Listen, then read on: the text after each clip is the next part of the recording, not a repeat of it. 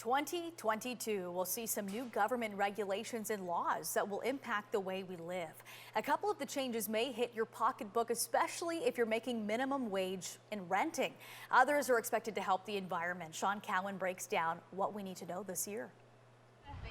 Minimum wage in Ontario is now $15 an hour, up from $14.35.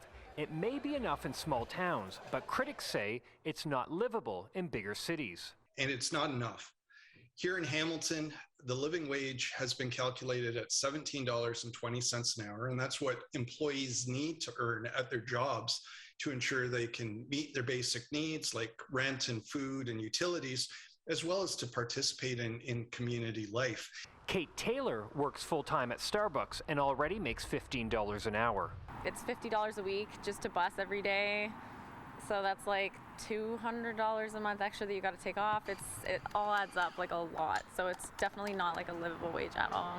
Also starting today in Ontario, landlords can raise the price of rent by 1.2% annually.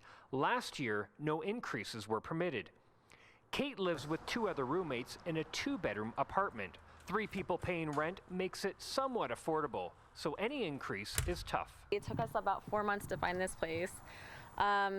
And it's $1,700 for a 2-bedroom, and the bedrooms are quite small as well. Some other changes starting this year have to do with the environment. The federal government is promising to eliminate single-use plastic by the end of 2022, like straws and grocery bags.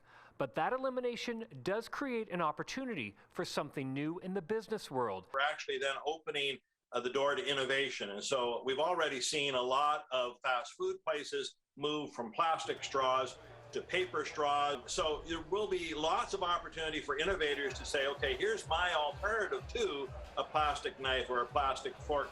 Another environmental change, the federal government said it will stop funding for coal, oil, and gas developments by the end of 2022 and shift that investment to renewable energy projects. Environment Hamilton says more needs to be done.